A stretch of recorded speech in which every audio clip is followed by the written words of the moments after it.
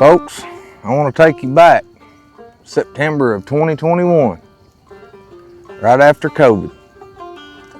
That's when I brought the first resolution to the Blount County Commission to address the overgrowth that we were seeing. That resolution called for a 3-month moratorium on new home construction, and during that period, I asked Development Services to take a hard look at our zoning and subdivision regulations, rules that hadn't been updated since the early 2000s. And I'll tell you, what came from this was a fight. Not many people were willing to stand on the side of conservative concepts. Not many people were willing to say, hey, maybe we shouldn't pave this county over with housing 10 foot apart to keep up with the demand. We had realtors show up, thought we were their enemy. You know, when we do that, we lose what makes Blount County, Blount County. That fight led to a growth study. That growth study cost taxpayers over $200,000, and nearly 4 years later, still hadn't properly addressed a lot of the issues: traffic, future water and sanitation, what our schools would look like when this growth keeps coming. So hear me when I say this. This election matters. Probably more than any we've seen in 40 or 50 years. Because the people you vote for are going to decide whether we stay on the fast track to becoming another Nashville, or whether we grab this thing by the horns and fix it the right way. Blount County is a special place. It's the gateway to the most visited national park in the continental United States. And for those of us who've been blessed to live here and live here our whole lives, been blessed to work here, we know this land is something God gave us.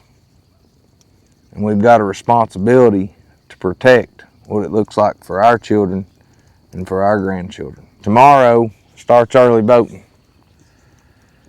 Election day is May 5th. If you can't vote early, do it on May 5th. If not, what voice do we have? Either way, be careful who you choose. Turnout matters, but who you turn out for matters even more. I also want to remind you, 8 years ago, when I was campaigning, I had a lot of discussion about term limits with folks. The idea of term limits for county commissioners and other office holders in the county. We've got commissioners that have been there nearly 30 years. When I got elected, I realized pretty quick that's not something I could change. At the county level anyway.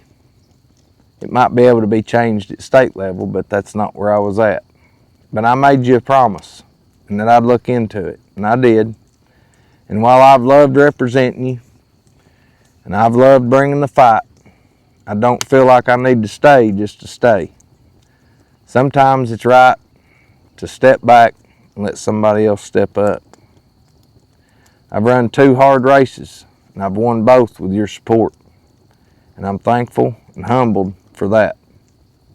And who knows, maybe down the road, if the time's right and the Lord's willing, I'll run again. But for now, it's time to focus on my family, be more present at home, and spend some time on the farm where I'm needed the most. It's been an honor to serve you as your District 9 Commissioner. I'm going to miss the relationships, I'm going to miss the work, but it's time to leave it on the courthouse steps and let others carry the flag into the fight.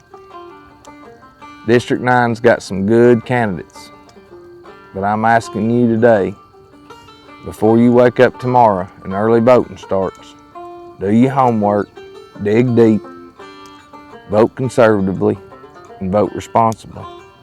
We can't just vote on something because something's been like that a long time. That's how we keep getting the same results. We can't afford to get this wrong. I appreciate each and every one of you. God bless you. And please, make the right choice.